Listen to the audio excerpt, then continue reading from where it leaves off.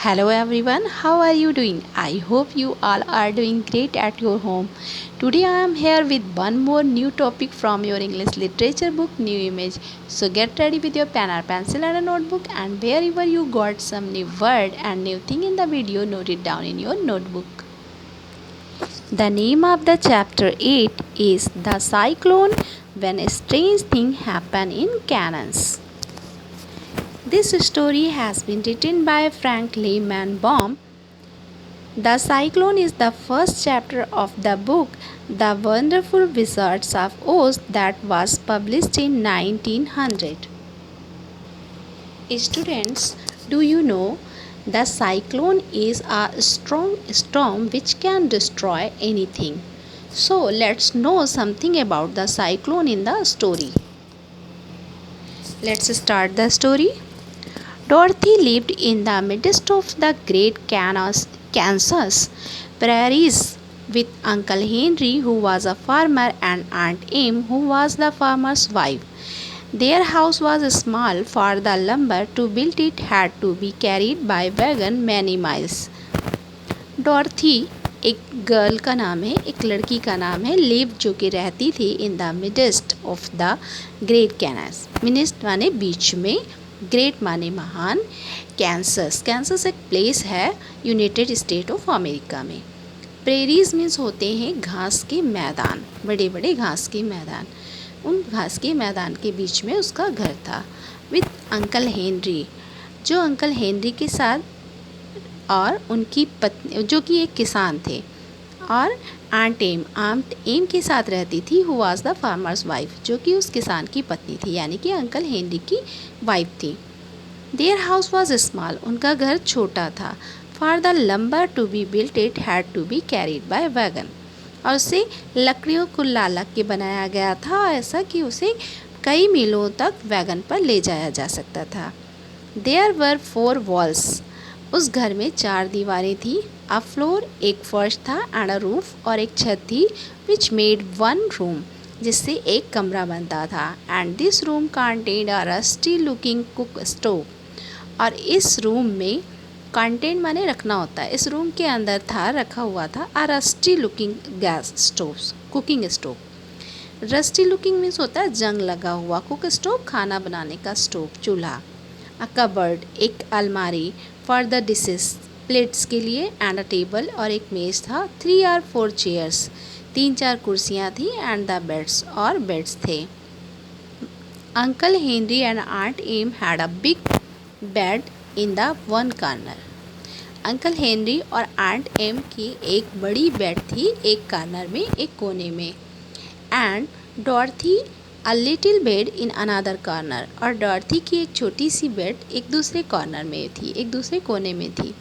There was no garret at all, वहाँ पे कोई दूछत्ती नहीं थी, कोई दूसरा कमरा नहीं था। एंड नो सेलर, और ना ही कोई दूसरा तहखाना या बेसमेंट था। Except a small hole dug in the ground, केवल एक छोटा होल था, छेद था, डग मीन्स जिसे खोदा हुआ गया था, इन द ग्राउंड, ज़मीन में। कॉल्ड अ साइक्लोन सेलर, इसे साइक्लोन सेलर कहते थे, साइक्लोन जो तूफान के लिए बनाया हुआ कमरा था। Where the family could go in case one of those great whirlwinds arose, और ऐसी अवस्था में जब बहुत ही तेज़ हवाएं चलती थी या तूफ़ान चलता था, तो उस अवस्था में वो फैमिली जो है उस जगह पे जाके रह सकती थी, छुप सकती थी। Mighty enough to crush any building in its path, और वो जो वर्ल्ड विंड थी, जो चक्रवाती जो हवाएं थी जो उठती थी, वो इतनी माइटी यानी शक्तिशाली होती थी कि वो क्रश कर सकती थी, किसी भी चीज़ को तोड़ सकती थी, बाय एनी बिल्डिंग, किसी भी इमारत को, इन इट्स पैथ, जो इसके रास्ते में आती थी। It was reached by a trap door in the middle of the floor, और इस कमरे में, इस सेल में तैसे पहुंचा जा सकता था कि वहाँ पर एक ट्रैप डोर लगा हुआ था, एक जाली का दरवाज़ा लगा हुआ था, in the middle of the floor, फर्श के बीचों बीच में। फ्रॉम विच, जहाँ से, जिससे, दरवाजे से, अ लैडर, एक सीढ़ी जो है, let down into the small dark hole, उस गहरे अंधेरे होल तक एक सीढ़ी लगाई गई थी। When Dorothy stood in the doorway, जब डोरथी दरवाजे में खड़ी थी एंड लुक्ड अराउंड और चारों तरफ देखती थी, शी कुड सी नथिंग, तो वो कुछ नहीं देख पाती थी but the great grey prairies on every side, केवल उसे बहुत ही बड़े बड़े ग्रे कलर के हल्के धुंधले प्रेरीज माने मैदान घास के सब तरफ दिखाई देते थे। Not a tree nor a house broke the broad sweep of flat country that reach to the edge of the sky in all direction. कह रहे हैं कि उसे कुछ भी, ना कोई पेड़ दिखाई देता था, नॉट अ ट्री, ना कोई पेड़ दिखाई देता था, नॉट अ हाउस, ना कोई घर दिखाई देता था, ब्रोक टू बोर्ड स्वीप जो इस चौड़े फैले हुए चीज़ों को तोड़ सके, ऑफ फ्लैट कंट्री ये जो बिल्कुल साफ सुथरा जो देश है, उसका जो सब चारों तरफ से जो उसके मैदान थे वो बिल्कुल आकाश के किनारे तक पहुंच जा रहे थे। ऑल डायरेक्शन सभी तरफ से, मतलब चारों तरफ से ग्रे कलर के मैदान ही फैले हुए थे, कोई घर कोई पेड़ नहीं दिखाई देता था। The sun had baked the ploughed land into a grey mass, और जो सूर्य था उसने बेक्ड कर दिया था, बेक करना माने वैसे भूनना होता है, तो उसने बेक कर दिया था, सेंकना होता है, तो उसने बिल्कुल ही जो जुते हुए खेत थे उनको भी एकदम बेक कर दिया था और सबको उनको ग्रे कलर के टुकड़ों में बदल दिया था। With little cracks running through, और जिनमें जैसे खेत आपने कभी देखे होंगे बहुत सूख जाते हैं, मिट्टी के कलर के होते हैं और उन पे क्रैक्स आ जाते हैं, क्रैक्स माने दरारें आ जाती हैं, चिटक जाती हैं ज़मीनें। रनिंग थ्रू वो चारों तरफ फैले हुए थे। Even the grass was not green, यहाँ तक कि घास भी अब हरी नहीं थी। For the sun had burned the tops of the long blades until they were the same grey colour to be seen everywhere. कह रहे कि उसे भी जो है सूर्य ने बर्न कर दिया था, जला दिया था, सन ने उसको भी बर्न कर दिया था। Tops of the long blade, उनकी जो लंबी लंबी बत्तियाँ थीं, until they were the same grey, और इतना ज़्यादा जैसे सूख जाता है ना धूप में पेड़ तो ग्रे कलर का के गोल्डन कलर का हो जाता है, तो वैसे ही वो सारी घास भी सूख चुकी थी, हर तरफ जो घास फैली हुई थी वो भी अब ग्रे कलर में ही बदल चुकी थी। Once the house had been painted, एक बार घर को पेंट किया गया था, पेंट माने रंगना।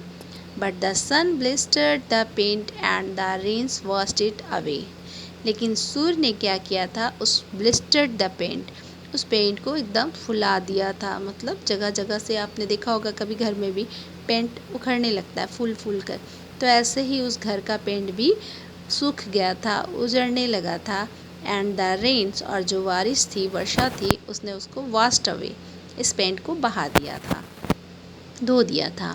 And now the house was as dull as grey as everything else, और अब घर भी इतना ही धुंधला या हल्का हो गया था, फीका हो गया था और ग्रे कलर का हो गया था, जैसे सब सारी वस्तुएं वहाँ की थी फीकी grey. When Aunt Em came there to live, she was a young pretty wife. जब आंट एम वहाँ रहने के लिए आई थी तो वो भी यंग और सुंदर थी। The sun and wind had changed her too, लेकिन सूर्य और हवा ने उन्हें भी बदल दिया था। They had taken the sparkle from her eyes and left them a sober grey. हवा और सूर्य ने उनके आँखों का स्पार्कल यानी कि उनकी आँखों की जो चमक थी वो ले लिया था, और अब वो बहुत ही सोबर माने सीरियस गंभीर ग्रे में बदल गई थी। They had taken the red from her cheeks and lips, सूर्य और हवा ने उनके गालों और ओठों का जो रेड कलर था, जो लाल रंग था, वो भी ले लिया था। And they were grey also, और वो भी अब ग्रे हो गए थे यानी फीके हो गए थे। She was thin and Gantt and never smile, वो अब बहुत दुबली और सूखी हुई हो गई थी और कभी हंसती नहीं थी, मुस्कुराती नहीं थी। When Dorothy who was an orphan, और डॉर्थी जो कि एक ऑर्फन थी, ऑर्फन माने जिसके पेरेंट्स नहीं होते हैं, माता पिता नहीं होते, तो फर्स्ट केम टू हर, जब उनके पास आई, ऑर्फन मीन्स अनाथ, डॉर्थी एक अनाथ बच्ची थी, और जब वो आंट के पास आई, aunt Em had been so startled by the child, तो आंट जो है वो बहुत चौंक गई थी उस बच्ची को देख के, चाइल्ड्स लाफ्टर, उस बच्ची की हंसी से, that she would scream and press her hand upon her heart, इतना ज़्यादा वो उसे चौंक गई थी कि वो चीख पड़ी थी और उन्होंने अपने दिल को, अपने हार्ट को अपने हाथों से प्रेस कर दिया था, दबा दिया था। डॉर्थीज मैरीज वॉइस, डॉर्थी की जो मैरी वॉइस थी, मैरी माने हैप्पी, खुशी वाली जो आवाज़ थी, रीच्ड हर ईयर्स, उनके कानों में पहुंची। And she still looked at the little girl, और वो चुपचाप उसे देखती रही।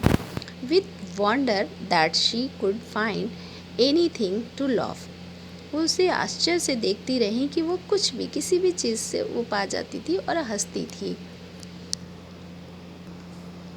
Student, the story is little long, so we will read the remaining story in the next video. Till then, bye bye.